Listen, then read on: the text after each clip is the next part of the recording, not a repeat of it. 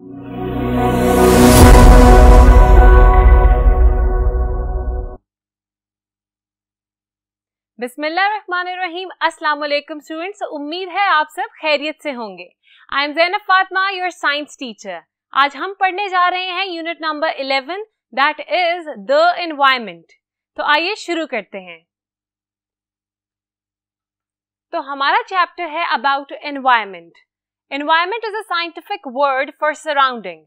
हमारी जो सराउंडिंग मतलब इर्द गिर्द का माहौल है उसको हम कहते हैं एनवायरनमेंट, और इसको हमने कहा है a scientific word for surrounding.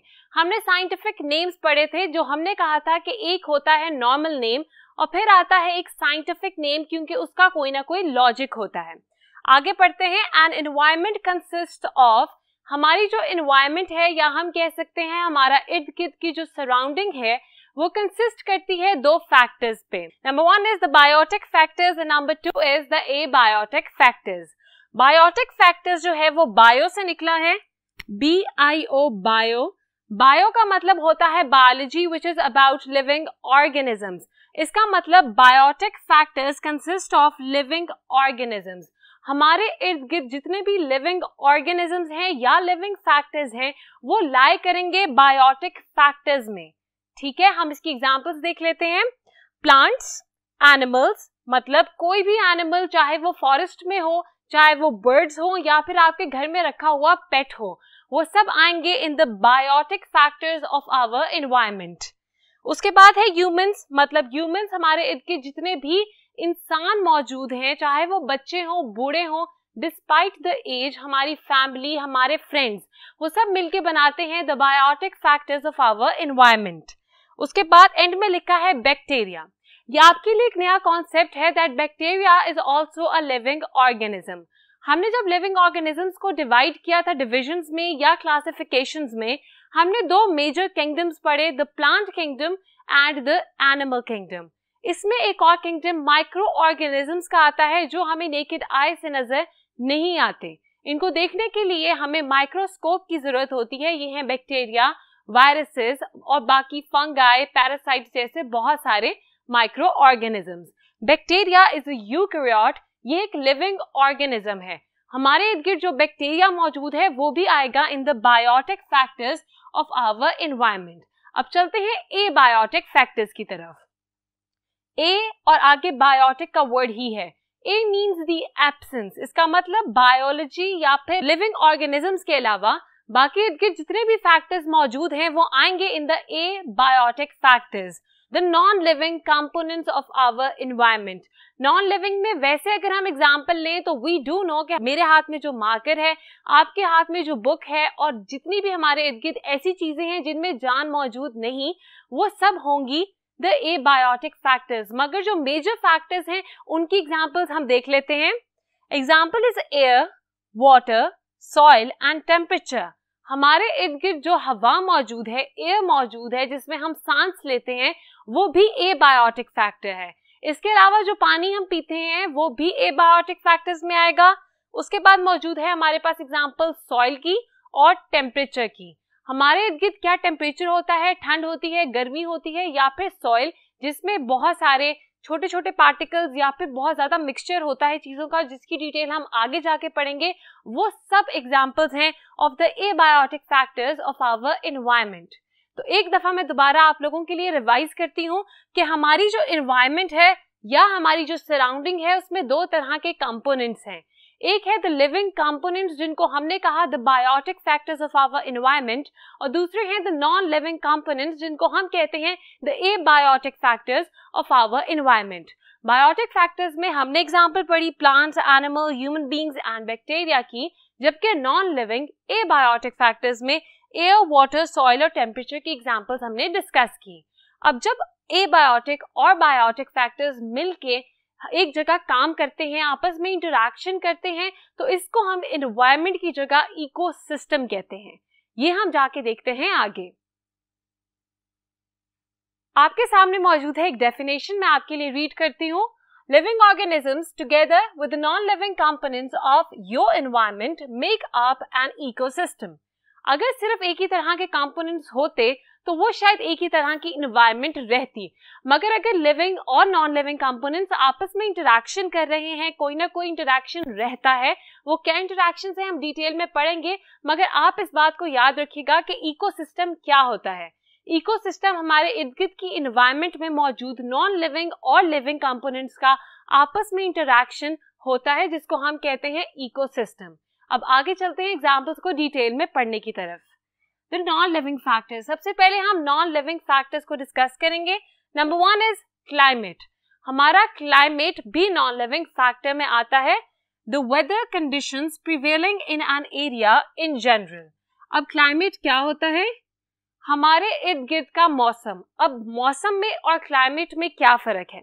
मौसम टेम्परेरी होता है और क्लाइमेट जो है वो एक यूजुअल रहने वाला वेदर है। फॉर एग्जाम्पल, हमारे इस जगह पर ज्यादातर गर्मी रहती है, इसका मतलब हमारा क्लाइमेट गर्म है, वार्म है। जबकि अगर हम नदर्न एरियाज में जाएं, वहां पर ज्यादातर ठंड होगी, इसका मतलब वहां का क्लाइमेट जो है वो कोल्ड है। हम ये नहीं कहेंगे कि अगर यहाँ फौरन से बादल आ जाए, बारिश हो जाए तो हमारा क्लाइमेट चेंज हो गया। नहीं, वो हमारा वेदर चेंज होता है। Weather is the temporary condition, जबकि climate is the usual condition जो एक जगह पर रहती है। डेफिनेशन हम रीड करते हैं। The weather conditions prevailing in an area in general. In general मतलब अमूमी तौर पर हमारे जो एनवायरनमेंट, हमारे इर्द गिर्द जो मौसम रहता है, उसको कहते हैं हम क्लाइमेट। एग्जाम्पल देख लेते हैं। Some areas are hotter, wetter, windier और कोल्डर। इसका मतलब हमारा जो इलाका है, हो सकता है वो किसी और इलाके से ज्यादा गर्म हो, कोई और इलाका हमारे इलाके से ज्यादा ठंडा हो। इसी तरह अगर आप बीच पे जाएंगे तो वहां ज्यादा तेज हवा मौजूद होती है because of the open space. इसका मतलब दैट स्पेस इज मोर विंडियर। इसी तरह ज्यादातर जगहों पर जहां बारिश ज्यादा होती है, ट्रॉपिकल एरियाज या फॉरेस्ट, वहां पर हमारा जो सॉइल होता है वो ज्यादातर गीला रहता है, उसको कहते हैं वेटर। इसका मतलब वो एरिया जो है बनिस्बत यहाँ के ज्यादा वेट होगा, क्योंकि उसका सॉइल और इर्द गिर्द नमी, हवा में मॉइस्चर ज्यादा रहता है। इसको कहते हैं क्लाइमेट। एक और दफा रिवाइज मैं कराती हूँ। क्लाइमेट होता है एक जगह का अमूमी वेदर या मौसम। अब वो गर्म भी हो सकता है, ठंडा भी हो सकता है, मगर ये ज्यादातर रहने वाला मौसम होता है। सेकेंड एग्जाम्पल है landscape. Landscape is also an example of abiotic factor of our environment, मतलब द नॉन लिविंग फैक्टर। इसकी हम डेफिनेशन देखते हैं। The visible features of an area of land. किसी भी जगह के जो विजिबल फीचर्स होते हैं उसको हम कहते हैं लैंडस्केप। अगर मैं आपको एग्जाम्पल्स बताऊंगी आपको ज्यादा अच्छे से समझ आ जाएगा। Example is forest, mountains, beach and desert. अब आपके पास एग्जाम्पल्स में देखिए हर तरह का लैंडस्केप मौजूद है। हमने कहा कि ये होता है विजिबल फीचर्स से बना हुआ, मतलब अगर आप किसी जगह जाते हैं और वहां पर आपको पहाड़ नजर आते हैं तो that landscape will lie in the category of mountain area. अगर इसी तरह आप किसी जगह पर जाते हैं, वहां समंदर है, साइड पे खुश्की मौजूद है, तो वो बीच होगा। अगर हम इसी तरह कहीं जाते हैं जहां बिल्कुल सैंड है हर तरफ और वहां बहुत ज्यादा गर्मी मौजूद है, इसका मतलब कि वो है डेजर्ट एरिया, जहां पानी बहुत कम क्वांटिटी में मौजूद होता है। अभी हमें देखते ही पता चल जाता है कि कौन सी जगह बीच है, कौन सा माउंटेन रेंज है और कौन सा डेजर्ट है। इसको कहते हैं द विजिबल फीचर्स, और ये विजिबल फीचर्स डिटरमिन करते हैं कि कौन सा लैंडस्केप है वो एरिया। अब इसके साथ ही हमने second type of abiotic factor भी डिस्कस कर लिया। डिस्कस करते हैं थर्ड टाइप को। थर्ड टाइप है हमारे पास soil. The upper layer of earth in which plants grow. यहां तक पहले हम इसकी डेफिनेशन देखेंगे। The upper layer of earth in which plants grow. हमारे अर्थ की सबसे ऊपर वाले सरफेस को हम कहते हैं सॉइल। अब सॉइल को सिर्फ ऊपर वाला सरफेस कह के हम इसकी डेफिनेशन खत्म नहीं कर सकते, क्योंकि सॉइल एक बहुत कॉम्प्लेक्स स्ट्रक्चर है। हम देखते हैं कैसे। It is a mixture of rock particles and organic remains. ये रॉक पार्टिकल्स और ऑर्गेनिक रिमेन्स का एक मिक्सचर है। अब इसका क्या मतलब है, मैं आपको एक एक पॉइंट ध्यान से बताती हूँ। रॉक पार्टिकल्स को अंडरलाइन कर लेते हैं और ऑर्गेनिक रिमेन्स को। हमें पता चल गया कि हमारे पौधे अर्थ की सबसे ऊपर वाले सरफेस पे ग्रो करते हैं और इस सरफेस को हमने कह दिया सॉइल। अब ये सॉइल बनता कैसे है? जब बड़े पत्थर टूटकर छोटे पत्थरों में तब्दील होते हैं, ट्रांसफॉर्म होते हैं, तब बनता है सैंड या सॉइल, मतलब किसी भी तरह की मिट्टी जो है वो बड़े पत्थरों के टूटने से बनती है। अब उसमें डिफरेंट पार्टिकल्स हो सकते हैं। अगर वो फ्रैगमेंट रॉक का, बड़े रॉक का टूटा हुआ फ्रैगमेंट भी बड़ा है तो वो या तो पेबल होगा या फिर रॉक फ्रैगमेंट होगा। अगर उससे छोटा होगा हम कहेंगे ये सैंड है, और अगर सैंड से भी छोटे पार्टिकल्स हों तो वो आ जाते हैं क्ले और मड की फॉर्म में। इसका मतलब कि सॉइल में बहुत सारे रॉक फ्रैगमेंट्स मौजूद होते हैं। सेकंड लिखा है ऑर्गेनिक रिमेन्स। ऑर्गेनिक से याद रखिएगा ये ऑर्गेनिजम्स से निकला है। लिविंग ऑर्गेनिजम्स के रिमेन्स मौजूद होते हैं इस सॉइल में। फॉर एग्जाम्पल अगर कोई प्लांट या कोई भी ऑर्गेनिज्म मतलब एनिमल मर जाता है, डेड हो जाता है सॉइल के ऊपर, वो डिके करेगा। इसका मतलब ये है कि अगर आप देखते हैं कि कोई पत्ता दरख्त से टूटकर गिर जाता है और गिरने के बाद आहिस्ता आहिस्ता वो डैमेज होता हुआ, इरोड होता हुआ खत्म हो जाता है, तो वो सिर्फ हमारा विजिबल व्यू था जो खत्म हो गया। एक्चुअली जो उसके रिमेन्स हैं वो सॉइल के अंदर मौजूद होते हैं। बिल्कुल इसी तरह अगर कोई एनिमल, फॉर एग्जाम्पल स्पैरो या फिर कोई कैट, इस तरह की कोई चीज अगर मर जाए सॉइल के ऊपर पड़ी हुई, तो फिर डिफरेंट सॉर्ट ऑफ बैक्टीरिया या फिर माइक्रो ऑर्गेनिजम्स या इंसेक्ट्स उसको खाने लग जाते हैं, और एक पॉइंट ऐसा आता है कि उसकी बॉडी टोटल डिके कर जाती है, इरोड कर जाती है, खत्म हो जाती है हमारे व्यू से। वो एक्चुअली डिके करके सॉइल के अंदर मिक्सचर फॉर्म कर चुकी होती है। इसीलिए यहाँ लिखा है that it is a mixture of organic remains and rock particles. तो आपको पता चल गया कि सॉइल हमारे अर्थ का सबसे ऊपर वाला सरफेस है जहाँ पर प्लांट्स ग्रो करते हैं। यहाँ पर रॉक फ्रेगमेंट्स भी मौजूद हैं और यहाँ पर ऑर्गेनिक रिमेन्स भी मौजूद हैं। एग्जाम्पल में we have clay soil. Clay soil holds more water than sandy soil. आपके पास यहाँ पर दो तरह के सॉइल्स की एग्जाम्पल है। Number 1 is clay soil and number 2 is Sandy soil. अभी मैंने आपको बताया जब एक बड़ा रॉक टूटकर छोटे फ्रैगमेंट्स में तब्दील होता है तो जो बड़े पत्थर होते हैं वो ज्यादा टूटकर बनाते हैं सैंड। सैंड के अंदर मौजूद होते हैं कंपैरेटिवली, मतलब एज कंपेयर टू क्ले, थोड़े बड़े पार्टिकल्स। यही वजह है कि ये बड़े पार्टिकल्स अपने अंदर पानी एब्जॉर्ब नहीं कर सकते, जबकि जो क्ले है या फिर मड है उसके अंदर इतने फाइन पार्टिकल्स मौजूद हैं कि वो पानी को बहुत अच्छे तरीके से ग्रिप कर लेते हैं, अपने अंदर एब्जॉर्ब कर लेते हैं। और यही वजह है कि clay soil holds more water than sandy soil. अब हर जगह का सॉइल डिफरेंट होता है, या तो वो क्ले होगा या मड होगा या सैंड होगी। वहां पर क्या ऑर्गेनिक रिमेन्स थे वो भी डिफरेंट होंगे, और क्या रॉक पार्टिकल्स टूटे हैं वो भी डिफरेंट होंगे। मतलब हर फीचर जो है वो डिफरेंट होता है डिफरेंट एरियाज का। ये था हमारा third abiotic factor of environment. इसके साथ ही हम जा रहे हैं towards an interesting fact over here which is about loam. Loam क्या होता है? A mixture of sand, clay and various organic materials is called a loam which is very fertile and rich. Usually जो loam है ये ना सिर्फ sand का बना होता है ना ही क्ले का, बल्कि ये मिक्सचर होता है। अगर हम किसी चीज का मिक्सचर बना दें तो उसमें न्यूट्रिएंट्स का कंटेंट बढ़ जाता है। बिल्कुल इसी तरह लोम इस तरह का सॉइल है जिसमें डिफरेंट ऑर्गेनिक रिमेन्स भी हैं और डिफरेंट रॉक फ्रेगमेंट्स भी हैं। इसमें सिर्फ सैंड भी नहीं है, सिर्फ क्ले भी नहीं। ये क्ले, सैंड और मड का मिक्सचर है। इसमें प्लांट्स भी डिके करते हैं, इंसेक्ट्स भी, एनिमल्स भी, और इसकी वजह से इसमें न्यूट्रिएंट कंटेंट बहुत ज्यादा हो जाता है।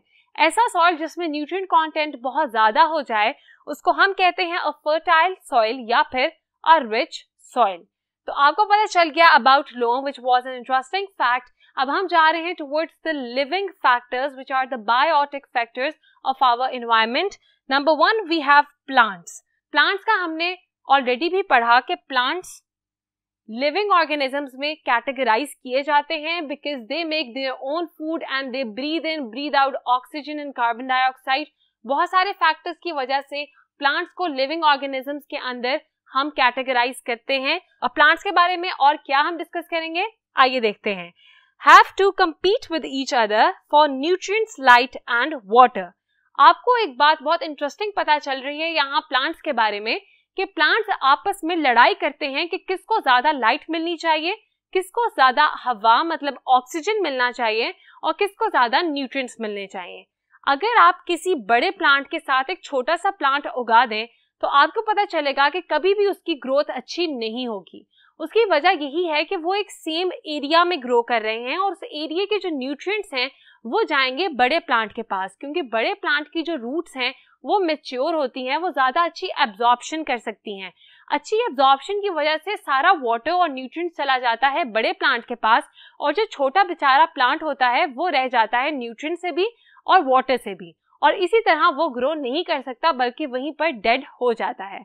तो प्लांट्स जो है वो compete करते हैं एक दूसरे से, मतलब कंपटीशन होता है इनका एक दूसरे के साथ कि कौन ज्यादा पानी एब्जॉर्ब करेगा, कौन ज्यादा न्यूट्रिएंट्स लेकर जाएगा दूसरे से। This was the first biotic मतलब लिविंग फैक्टर जो हमने डिस्कस किया। इसके अलावा 2 और फैक्टर्स हैं, आगे देखते हैं वो कौन से फैक्टर्स हैं। The second one is animals. Feed on plants and other animals, they are in competition for food and space. Animals भी लिविंग ऑर्गेनिजम्स हैं क्योंकि इनमें सेल्स मौजूद हैं, इनके जो सेल्स हैं बॉडी सेल्स उसमें न्यूक्लियस भी मौजूद है लाइक प्लांट्स। और बिल्कुल इसी तरह जो एनिमल्स हैं इनका एक डिफरेंस है प्लांट से, वो ये कि प्लांट अपना फूड खुद बनाते हैं जबकि एनिमल्स को जाकर प्लांट से या बाकी एनिमल्स से अपना फूड लेना पड़ता है। अब एनिमल्स क्योंकि ट्रैवल करेंगे या फिर किसी प्लांट के पास, उसको हम कहेंगे ग्रेजिंग एनिमल्स जो कि घास खा लेंगे या कोई पौधा खा लेंगे, या तो दूसरी तरह के एनिमल्स होंगे जो अपने से कमजोर एनिमल को प्रे करेंगे, मतलब शिकार करके खाएंगे, जिस तरह लायन। अब यहाँ लिखा है they feed on plant and other animals, जो कि अभी मैंने बताया कि एनिमल्स या तो दूसरे प्लांट्स में से खाना खाएंगे या दूसरे एनिमल्स को मारकर अपना पेट भरेंगे। They are in competition for food in space. अब यहाँ पर भी कॉम्पिटिशन लगा हुआ है एनिमल्स में आपस में।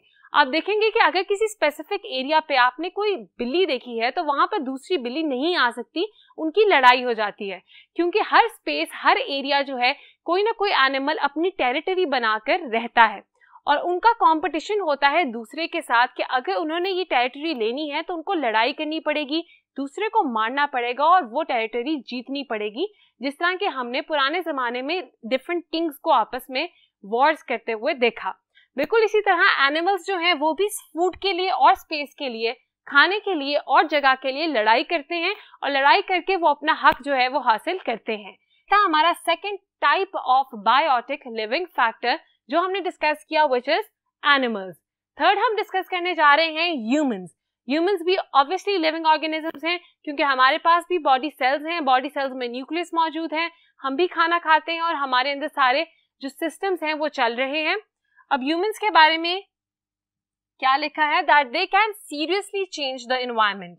ह्यूमंस जो है मतलब हम इंसान जो है अपनी एनवायरनमेंट को बहुत सीरियस तरीके से चेंज कर सकते हैं by cutting down trees, growing crops and dumping waste.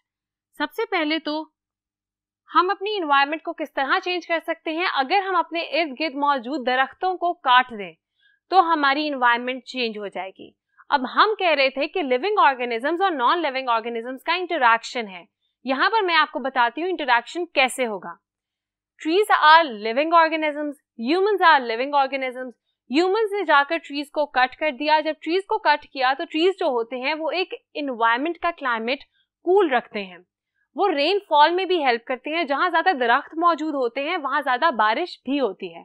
अगर दरख्त हम काट देंगे और वहां पर हम क्रॉप्स ग्रो करने लग जाएंगे तो ऑब्वियसली ये होगा कि हमारे इर्द गिर्द का जो एनवायरनमेंट है, जो हमारी क्लाइमेट है वो चेंज हो जाएगा, हमारा वेदर चेंज हो जाएगा। जो पहले ठंडा था अब वो गर्म हो जाएगा ग्लोबल वार्मिंग की वजह से, क्योंकि ट्रीज जो हैं वो फिल्टर करते हैं हमारी गंदी हवा को जो इर्द गिर्द मौजूद है। ये कार्बन डाइऑक्साइड और खतरनाक गैसेस को अपने अंदर एब्जॉर्ब कर लेते हैं और हमें ढेर सारा ऑक्सीजन देते हैं।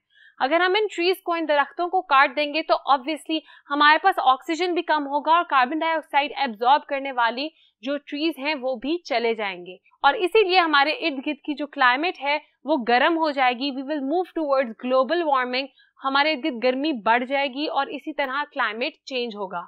बाय ग्रोइंग क्रॉप्स मैंने आपको बता दिया किस तरह से, बिकॉज ऑफ ग्रोइंग पॉपुलेशन, हमारा जिस तरह we are increasing in number, तो होगा ये कि हमारी डिमांड फूड की बढ़ गई है। हमें जितने ज्यादा लोग होंगे उतने ज्यादा खाने की जरूरत होगी और खाने के लिए हमें पे जरूरत है क्रॉप्स को ग्रो करने की, और क्रॉप्स ग्रो करने के लिए हमें लैंड की जरूरत है। अब जब हमें लैंड चाहिए होता है तो उसके लिए हम ट्रीज कट कर देते हैं। ऑल्सो बिकॉज यहाँ पर जब हम क्रॉप्स बार बार ग्रो करते हैं तो सॉइल के अंदर से सारे न्यूट्रिएंट्स हमारे क्रॉप्स के अंदर, जो भी हम चीज उस पे उगाएंगे उसके अंदर ट्रांसफॉर्म हो जाएंगे और एक पॉइंट ऐसा आएगा कि वो जो सॉइल है वो बिल्कुल जाया हो जाएगा, उसमें न्यूट्रिएंट्स रहेंगे ही नहीं।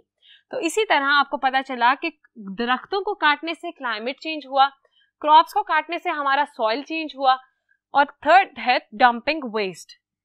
अब by dumping waste obviously you know कि हमारे इर्द गिर्द की एनवायरनमेंट साफ सुथरी अच्छी लगती है। अगर वहां पर हम कूड़ा फेंक दें या फिर किसी भी किस्म का वेस्ट फेंक दें तो वहां पर स्मेल हो जाएगी, वहां बहुत ज्यादा इंसेक्ट्स आ जाएंगे like cockroaches and flies and mosquitoes और लिजर्ड्स। तब आपको पता चलेगा कि पहले आपकी एनवायरनमेंट क्लीन थी और अब आपकी एनवायरनमेंट जो है वो डर्टी या फिर गंदी हो गई है।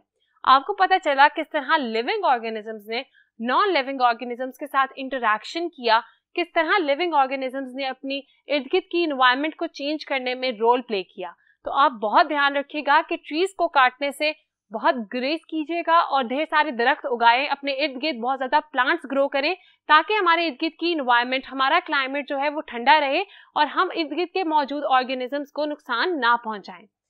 एंड में एक इंटरेस्टिंग फैक्ट लिखा है, डिड यू नो। यहाँ पर आपको दो डेफिनेशंस पता लगेंगी तो ध्यान से सुनिएगा। Number 1 is the study of ecosystem is called ecology.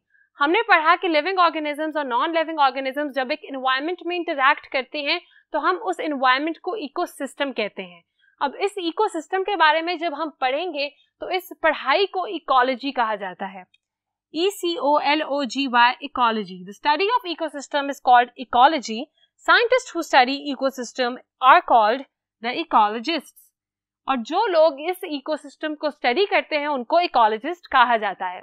तो उम्मीद है कि आपको आज के सारे कॉन्सेप्ट्स अच्छे से समझ आ गए। ये था introduction to your chapter about the environment. मिलते हैं नेक्स्ट लेक्चर में। अपना बहुत ख्याल रखिएगा। खुदा हाफिज।